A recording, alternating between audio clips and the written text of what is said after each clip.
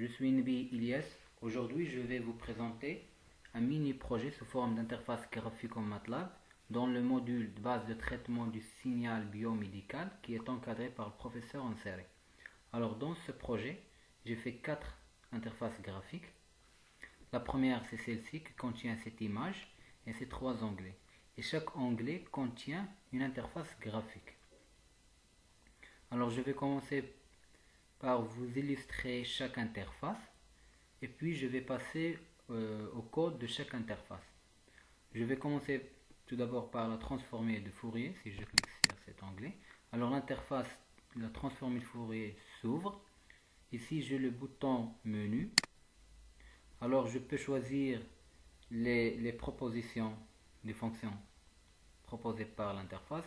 C'est le rectangle, triangle, sinus, cosinus, sinus cardinal dans dessus. Sinon, si je veux entrer une autre fonction, il suffit de cliquer sur autre et j'entre par exemple la fonction que je veux. Si je vais faire par exemple la fonction t au carré,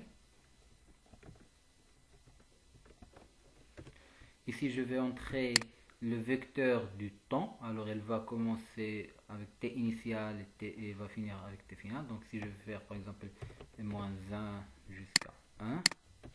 Ici c'est la fréquence d'échantillonnage. Si je fais par exemple 100. Vous voyez bien que Gride, je ne peux pas l'accéder au Gride parce que j'ai pas encore cliqué sur Plot. Mais lorsque je clique sur Plot, l'accès au Gride sera autorisé. Donc je peux cliquer maintenant sur Gride. Et vous voyez ici la fonction t au carré du moins 1 à 1 qui est centrée au 0. Et ici la variation de la fréquence d'échantillonnage. Il varie de 0 jusqu'à la valeur que j'ai entrée. Dans cet exemple, c'est la valeur 100. Donc il va varier de 0 à 100. Si je vais faire par exemple ici, c'est 41. Donc lorsque je fais plot, donc ça s'est transformé correspond à la fréquence d'échantillonnage 41. Si je fais par exemple 100, et donc ça c'est la transformée de Fourier de la fonction t au carré avec une fréquence d'échantillonnage 100. Si maintenant par exemple je veux une fonction qui est déjà définie ici, par exemple le rectangle, si je veux faire par exemple un décalage par exemple horizontalement vers la droite, alors je vais faire un décalage de moins 1. Je peux commencer t initial aussi par moins 1 jusqu'à par exemple t10. Et je vais prendre par exemple la fréquence d'échantillonnage 100. Si je fais plot, alors vous voyez ici la fonction rect du moins 1 à 1, pardon, du moins 1 à 10. Donc ici c'est la largeur 1 et d'amplitude 1. Et ici la transformée de Fourier, sachant que c'est transformée en valeur absolue. Et donc c'est tout pour la première interface. Donc je vais passer à la deuxième interface, c'est la série de Fourier. Alors lorsque je clique sur cette interface, il me demande d'entrer le mot de passe. Et bien sûr, si j'entre un mot de passe qui est erroné, par exemple 132, il va me dire que le mot de passe que j'ai entré est incorrect. Alors il faut le vrai mot de passe qui est 1, 2, 3. Je le fais simple juste pour illustrer cette option. Lorsque je clique sur OK, il va m'ouvrir cette interface. Alors cette interface, je vais entrer ici par exemple une expression de fn pardon. Donc ici c'est l'expression de fn. Ici c'est la pulsation, par exemple je vais faire pi. Et ici l'indice de la sommation, ça veut dire la sommation va aller jusqu'à n. Donc je vais entrer cette n là, par exemple je vais faire 4 par exemple. Bien sûr ici c'est la variation de n, donc je vais faire par exemple que n va égaler à 4. Donc il varie de 0 jusqu'à la valeur que j'ai entrée. Si je fais plot, pardon.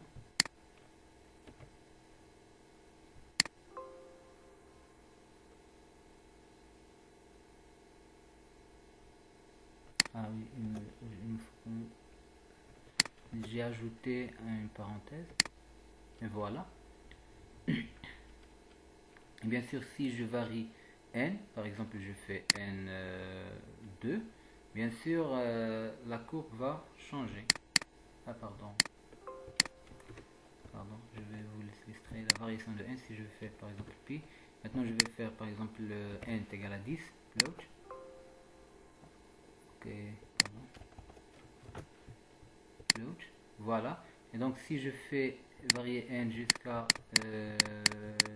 9, vous voyez que la courbe change et aussi là, ça c'est le graphe de puissance. Le graphe aussi de puissance change. Si je fais par exemple n est égal à 3, vous voyez qu'il me reste juste 3 bandes dans la puissance. Alors, ça c'est pour l'interface de la série. Maintenant, si je passe à l'interface de la voix, cette interface est juste une interface facultative. Je l'ai ajoutée pour donner une valeur ajoutée à ce projet et en même temps pour montrer que l'importance de la transformée de Fourier, parce que la transformée de Fourier nous permet de transformer un signal du domaine temporel au domaine fréquentiel pour le bien analyser. Cette analyse, par exemple, il nous permet de faire un bon filtrage. Et pour avoir un filtrage, pardon, pour avoir un exemple de ce filtrage, j'ai fait cette interface. Par exemple, je vais entrer un signal audio, mais je ne vais pas faire le filtrage, mais juste un commencement pour cette idée-là. Par exemple, ici, je vais entrer la période de l'enregistrement, le temps de l'enregistrement. Par exemple, je fais 3 secondes. Je clique sur enregistrer pour enregistrer l'audio. Aujourd'hui, je présente mon projet. Voilà, l'enregistrement est terminé. Si je clique sur écouter, voilà. Et maintenant, si je clique sur float, alors vous voyez ici le signal audio en domaine temporel. Ici, ça transformé de Fourier, ça veut dire le signal en domaine fréquentiel.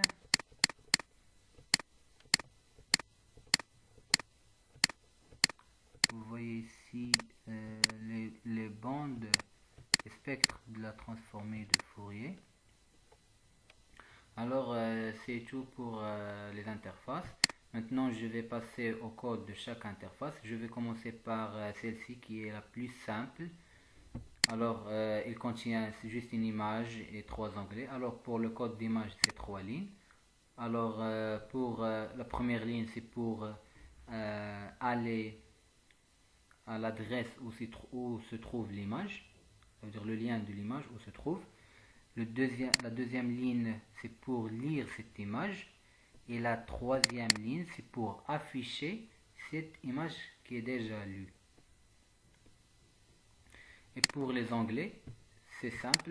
Par exemple, pour l'onglet, la première onglet, donc je fais run et je mets le nom de l'interface que je veux afficher dans cet onglet. Par exemple, ici, je mets le nom int menu, c'est le nom de l'interface de la transformée de Fourier. Et si je mets le nom de l'interface de la série de Fourier, ici de l'interface de l'audio. Donc ça c'est pour le code de la première interface. Si je passe maintenant à l'interface de la transformée, alors je vais commencer par voilà le début de mon programme. Alors ici pour l'image c'est le même code. Ici pour le bouton pop menu où l'utilisateur choisit par exemple est-ce qu'il va choisir rectangle ou triangle, ainsi de suite. Alors la première chose, je dois récupérer qu'est-ce qu'il va choisir l'utilisateur. Alors le positionnement du curseur, je vais le récupérer par ces deux lignes. Alors chaque case a une valeur et un caractère. Donc pour récupérer la valeur, je le mets sur une variable val. Et pour récupérer le caractère qui est dans cette case, je le mets dans str, c'est une variable. Et donc je fais switch, je fais le caractère de cette valeur, de cette case. Je vais la tester ou la vérifier est-ce qu'il a choisi tri, ou bien il a choisi sinus, ou il a choisi cosinus, ou bien il a choisi sinus cardinal, et ainsi de suite. Par exemple, s'il a choisi tri, donc il va faire ce programme-là. Ce programme, juste l'affichage des icônes où il va entrer le temps initial. Et si là, par exemple, je vais vous montrer ça. Alors, voilà. Donc, si par exemple, j'ai cliqué ici, j'ai cliqué sur tri. Alors, vous voyez ici les trois icônes qui s'affichent avec les trois titres de ces trois icônes. Alors, pour illustrer ces trois icônes et ces trois titres, c'est exactement ça. Ça pour afficher le TF. Donc, c'est pour modifier. Donc, qu'est-ce que je vais modifier? Je vais le mettre visible. C'est l'edit set, c'est le tag de c'est le tag de la zone où l'utilisateur va entrer le temps final. Et ça, c'est le titre de cette case qui est son tag qui est texte 9. Ça, c'est exactement pour la fréquence d'échantillonnage, c'est la même chose. Donc, pour afficher la case et afficher son titre. Ici, pour afficher la case et le titre de tri. Et ici, par exemple, si l'utilisateur a cliqué sur décalage, il faut aussi afficher la zone où il va entrer son décalage. C'est exactement ça. Et donc ça pour le rect c'est la même chose, c'est pour le sin, pour toutes les fonctions même chose, sauf pour entrée, pour autre. Donc je vais cacher quelques cases et afficher quelques cases. Donc les cases que je vais afficher c'est avec on, les cases que je vais masquer c'est avec off. Et si je clique sur menu, donc normalement il faut tous les cases sont masquées pour avoir l'interface comme dans le début. Donc je les mets tous off. Ça c'est pour le code spécifique au menu. Maintenant la partie de clear. Alors comme vous voyez ici, lorsque je clique sur clear, normalement les cases seront vides et les graphes aussi ils vont être vides. Ça veut dire qu'il ne contient aucun graphe. Alors pour mettre ça, pour les cases des valeurs, je mets une variable s qui contient rien, juste un espace. Et je vais mettre cet espace, je vais le remplacer avec à l'aide de la fonction set. Je vais accéder avec handles et le tag de la case. Et je vais mettre cette string, ça veut dire le caractère de cette case. Je vais mettre s qui est juste un espace, ça veut dire rendre, par exemple si l'utilisateur a entré un nombre, je vais éliminer ce nombre, on le remplace par un espace, ça veut dire un espace vide. C'est parce que ici, l'utilisateur il a cliqué sur clear. Alors tout cela pour vider les cases. Ici, clear pour effacer le contenu, annuler les graphes avec la fonction CLA. Et CLC pour ça c'est pour éliminer le workspace et ici pour éliminer tout. Alors pour la fonction, pardon, pour le bouton close, pardon, pour le bouton close, j'ai mis c'est juste close pour fermer l'interface. Maintenant pour le bouton plouch. Alors pour le bouton plouch, je fais ces deux lignes, c'est comme ces deux lignes là, c'est pour récupérer la case où l'utilisateur va choisir. Donc c'est même deux lignes de partie du code de pop menu. Ça c'est pour rendre le bouton grade on. Donc c'est pour modifier quelque chose. Handles c'est pour partir à l'objet de toggle bouton, le bouton de grade. Je enable pour le mettre on. Ça veut dire l'utilisateur maintenant il peut cliquer sur grade. Ici pour récupérer les temps initial et le temps final, la fréquence d'échantillonnage, F0 si l'utilisateur a choisi sinus ou cosinus. Alors, euh, pour les interfaces, chaque entrée par l'utilisateur est sous forme d'un caractère. Alors, pour la transformer en nombre, je mets cette fonction structure to number et puis get pour récupérer. Alors, il va aller à handles, ça veut dire l'objet. Dans l'objet handles, je vais choisir edit with, c'est le tag de la case du temps initial. Et je vais récupérer la caractère string, la caractère qui est entrée par l'utilisateur. Et tout cela, je vais le stocker ou bien je vais le mettre dans la variable ti. Et exactement pour tf, fs et f0. Ici, je fais la période d'échantillonnage est égale à l'inverse. La fréquence d'échantillonnage, ici c'est le vecteur temps. Ici, ces deux lignes pour le slider, c'est pour varier la fréquence d'échantillonnage. Alors ici, pour slider, je vais récupérer la valeur du slider où je le mets. Par exemple, si je mets slider ici, alors ici, il a une valeur. Je vais récupérer cette valeur-là et je vais la mettre dans D. Je vais la multiplier dans fs. Pour chaque changement du D va influencer sur le fs. Et donc, fs va aussi changer. Donc, il va varier de 0 jusqu'à la valeur fs entrée par l'utilisateur. Ici, ici, je vais tester. Si par exemple, comme vous voyez ici, si l'utilisateur a cliqué sur avec décalage, cette case avec son titre, ils vont s'afficher. Sinon, ils ne vont pas s'afficher. Alors, pour tester est-ce que l'utilisateur a coché cette option ou non, je mets ici. Alors, au lieu de tester est-ce que l'utilisateur a coché, j'ai fait si l'utilisateur a coché, automatiquement la case va s'afficher. Alors moi, au lieu de tester est-ce que l'utilisateur a coché, j'ai testé est-ce que la zone ou bien la zone de décalage, est-ce qu'il est affiché.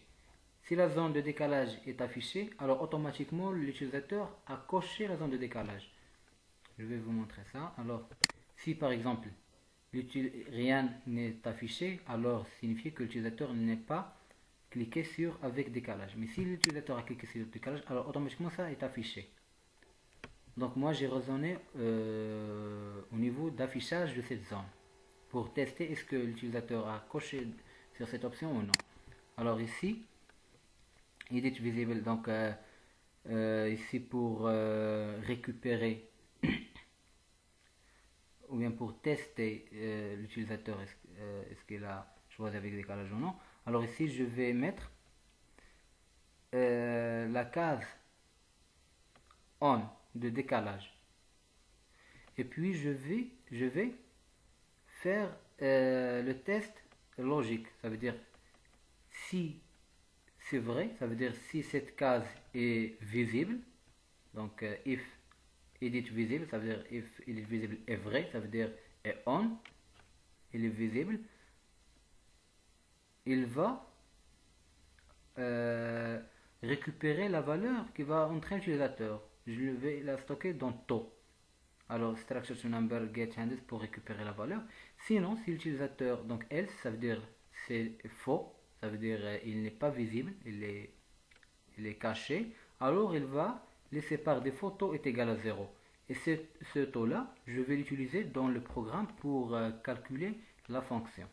Donc ici juste pour l'option décalage. Alors switch ici pour faire les fonctions, faire correspondre le choix de l'utilisateur avec la fonction dans le programme. Par exemple ici l'utilisateur a choisi tree, donc ça c'est la fonction tree qui est égale @t, c'est pour dire t bien tree en fonction de t, c'est à l'aide de arrobas.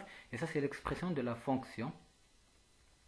C'est 1 moins la valeur absolue de t que multiplie que la valeur absolue de t soit toujours inférieure. Donc, lorsque la valeur absolue de t est toujours inférieure à 1, c'est vrai. Donc, il va mettre 1. Sinon, il va mettre 0.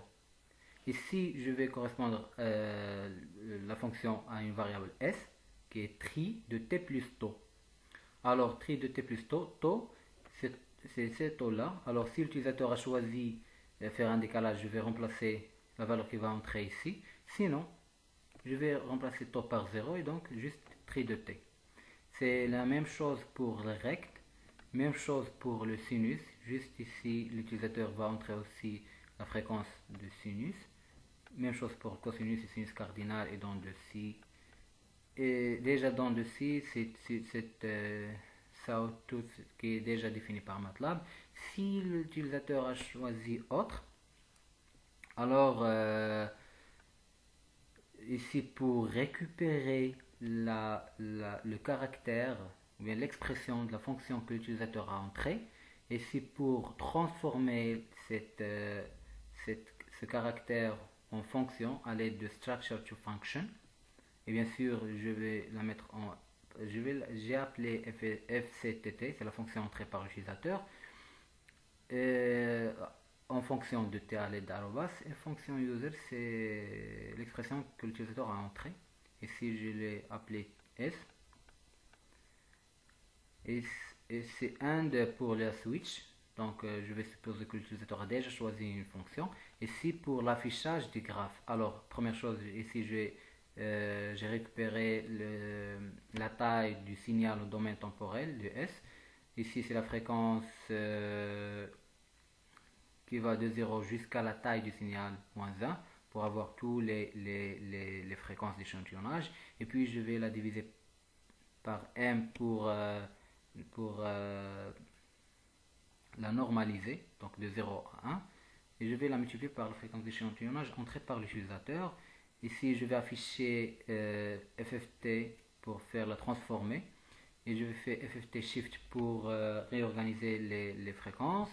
Et ici, organiser les fréquences autour de l'axe 0. Et ici, je vais prendre juste la valeur absolue. Set handles text ici pour afficher le graphe où je vais mettre, pardon, l'axe où je vais mettre le graphe. Et ici, axe handles, axe 2. Ici pour dire que cette plot là, je vais la mettre dans cet axe. Et cette plot là, je vais la mettre dans l'axe 1 et cette plot dans l'axe 2. Cette plot, c'est pour la transformer de Fourier, je vais la mettre dans l'axe 2. Et ici, pour mettre le signal en domaine temporel dans l'axe 1. Alors, j'ai terminé pour le bouton plot. Maintenant, pour le slider, alors le slider, je le mets en deux parties. Donc, la première partie, c'est dans plot. Et ici, la deuxième partie, c'est lorsque je vais varier fs.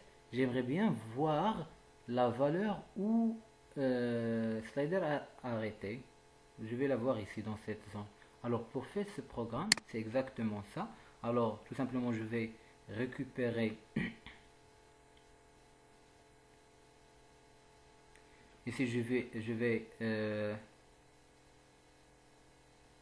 récupérer A. Ici, c'est la fréquence d'échantillonnage. Donc je l'ai déjà récupéré au début. Je vais la récupérer aussi ici pour la multiplier fois D. D, c'est la valeur du slider. Pour cette variation du slider, la variation du slider impact et influence sur A. Ça veut dire sur la fréquence d'échantillonnage. Et la montrer ici dans l'edit 4, c'est exactement ça, c'est le tag de cette zone là pour afficher cette variation. Ici c'est pour le grid. Alors quand je clique la première fois sur grid, il va mettre le grid sur le graphe. Et quand je clique une deuxième fois, il va éliminer le grid. Si je clique encore une troisième fois, il va le mettre. Alors pour faire cette alternance, alors pour une clic il va afficher, pour une autre clic il va l'éliminer. Je fais aussi un test logique. Ici, je vais stocker la valeur, il va récupérer par get la valeur de ce toggle bouton, le bouton de plot. Il a deux valeurs. Si le bouton plot était cliqué par l'utilisateur, ça veut dire if k, la valeur de ce bouton est égale à 1, ça veut dire vrai, alors je vais mettre grid on. Sinon, ça veut dire que l'utilisateur n'a pas cliqué sur grid, laissez grid off. Donc ça c'est pour le grid. Quoi d'autre ici? Ça. Ah oui, ça pour juste pour afficher la zone du décalage. Alors si je clique sur décalage, il va afficher cette zone. Si je ne clique pas ici, il va rien afficher. C'est exactement ça. Je le dis aussi un test logique. Je vais récupérer avec ici c'est le checkbox. Donc la valeur de checkbox. Je les mets dans checkbox stage. Alors si checkbox state est true, ça veut dire il est coché par l'utilisateur, il va afficher la zone ou bien la case où l'utilisateur va entrer son décalage. Sinon, l'utilisateur n'a pas choisi ça, il va laisser les cases masquées. Alors, c'est tout pour le programme de la première ou bien la deuxième interface. Maintenant, je vais passer au programme de la de la série de Fourier. Ici, pardon, je m'excuse. Ici, il y en a des choses qui se répètent. Par exemple, ici, non, ici le programme essentiel. Alors ici, je fais le vecteur t, ici pour récupérer la valeur n qui va entrer l'utilisateur, c'est l'indice de sommation. Et c'est pour ces deux lignes-là, c'est pour le slider. Alors c'est exactement comme on a vu dans l'interface transformée. Et c'est pour récupérer b, c'est la pulsation. Donc ici pour récupérer, ici pour récupérer l'expression de fn. Alors je vais la récupérer et puis je vais la transformer en fonction. Ça veut dire f en fonction de n. Ici je l'ai nommé c, c'est en fonction de n. Ici je vais initialiser s avec 0 pour faire une sommation. Je vais l'utiliser dans la boucle for. Alors ici pour faire la sommation des expressions de fn du n est égal à 1 jusqu'à n qui va entrer l'utilisateur. Ici pour afficher les axes et mettre chaque graphe dans son axe. Ici pour la fréquence. Ici pour la puissance G, utiliser la fonction de MATLAB Array Function. Pour ici pour faire correspondre chaque valeur ici à, parce que ici fréquence, je l'ai considéré comme un tableau linéaire d'une seule ligne et de n colonnes. Et pour faire la multiplication, ça veut dire la répétition de cn au carré de chaque colonne de ces tableaux, j'ai utilisé la fonction array function. Et ici j'ai fait la valeur absolue de la puissance ici et je l'ai affiché à l'aide de la fonction steam.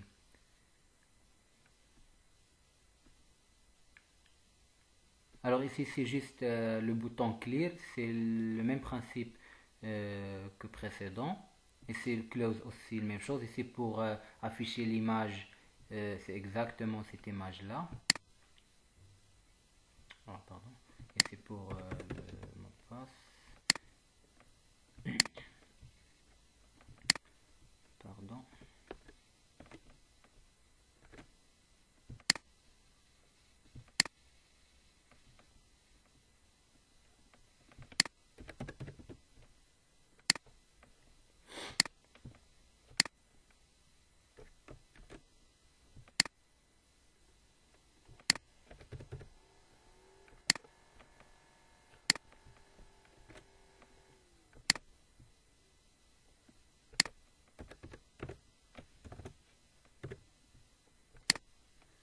j'ai éliminé une image qui était ici.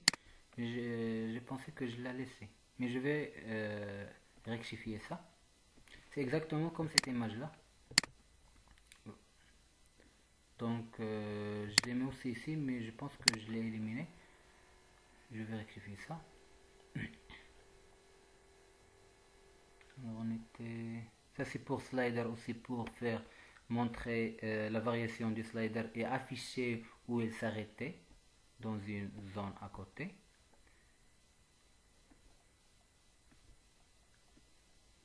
Et ça pour le mot de passe. Alors pour le mot de passe, j'ai créé ici voilà, j'ai créé ici edit text.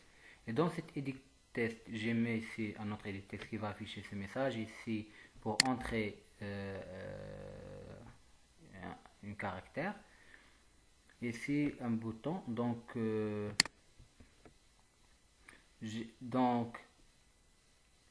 ici pour récupérer la valeur entrée par l'utilisateur dans la case de mot de passe. Et je vais la tester. Si le mot de passe est correct, ça veut dire si le mot de passe à l'aide de switch, si le mot de passe est 1, 2, 3, alors elle va, tous les icônes affichées vont être masquées. Comme ça, il va laisser, ou bien il va laisser l'autorisation à l'interface. Sinon, ça veut dire si le mot de passe n'est pas 1, 2, 3, donc il va rester tout affiché. Donc c'est cet edit text et cette zone là, donc tout ça il va être affiché et il va encore afficher un autre message qui est le mot de passe entrée est incorrect. Donc c'est tout pour le programme de l'interface de la série de Fourier. Alors pour l'interface audio, alors j'ai commencé le commencement de mon programme. Ah oui, début. Donc ici, voilà la première fonction. Donc ici, je vais commencer par récupérer n. C'est la valeur que l'utilisateur va entrer pour c'est là qui contient la durée de l'enregistrement. Ici, pour afficher, pour faire visible le texte. Et ici pour visibler aussi le message de l'enregistrement va démarrer, commencer à parler. Read blocking handles.recorder, n. Read blocking, c'est une fonction de MATLAB pour enregistrer un audio. Et il demande deux paramètres. Le premier paramètre, c'est où je vais stocker ces informations. C'est handles.recorder. Dans l'objet handles, je mets une variable recorder pour stocker mes informations audio. Et ici, le deuxième argument, c'est n, la période de l'enregistrement. Ici, lorsqu'il va terminer, il va, donc lorsque les n secondes seront épuisées, il va afficher que l'enregistrement est terminé. Ici, je mets handles.audio-data. Je vais faire get audio data handles recorder. Ici, handles recorder, c'est où j'ai stocké toutes les informations. C'est la fréquence d'échantillonnage, le signal qui contient l'information, toutes les données du signal ici. Et je vais les mettre dans audio data. Ici, audio data, c'est juste pour avoir les informations auditives. Ça veut dire que j'ai pas besoin d'autres informations que juste le son. Et handles.audio-data, donc audio data, il va contenir juste le son que j'ai entré. Parce que handles.recorder, il contient toutes les informations du son entré, mais audio data, il va contenir juste le son. Ici, j'ai mis guide data object and handles. Ici, pour faire la mise à jour, ça veut dire, ici, chaque fonction, on a les variables globales et les variables locales. Un variable local et la variable locale et la variable globale. Alors pour mettre une variable locale et la transformer en variable globale, j'ai mis getData. C'est exactement le même principe. Donc getData, il me permet de chaque changement, ou bien si j'ai besoin d'une variable qui est utilisée dans cette fonction-là, donc recorder bouton, je peux l'utiliser dans une autre fonction à l'aide de cette getData. Alors ici, la deuxième fonction, c'est juste pour écouter le message, voilà, le message audio qui est entré. Sound à l'aide de la fonction sound qui est déjà définie par MATLAB. Sound a besoin de deux arguments. C'est handles audio data, c'est le signal audio, juste l'audio. C'est pour cela que je les mets dans audio data. Et il n'a pas besoin de toutes les informations du signal entrée, juste l'audio, la partie audio. Et ici, handles recorder sample rate, c'est la fréquence d'échantillonnage. Donc ces deux arguments qui sont nécessaires pour la fonction sound. Dans la fonction plot bouton, non, lorsque je clique sur bouton, ici il va calculer la transformée de Fourier. Donc ici il va avoir la taille du signal audio en domaine temporel. Ici il va le transformer en audio data, en FFT en transformée de Fourier.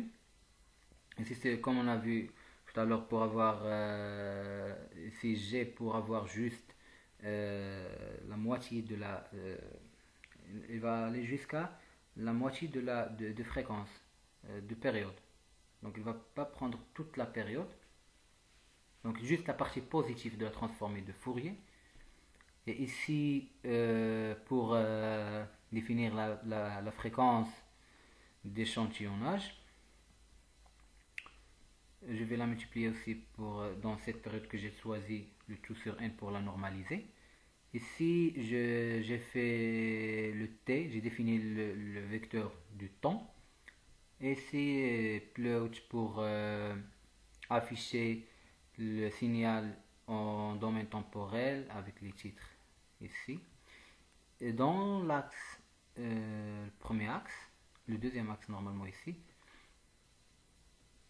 voilà, je le mets ici. Et ici pour la transformée de Fourier, je l'ai affiché dans l'axe 1.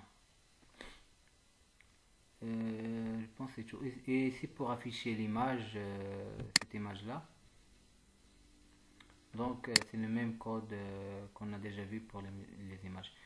J'ai terminé ma présentation. Merci beaucoup pour votre attention.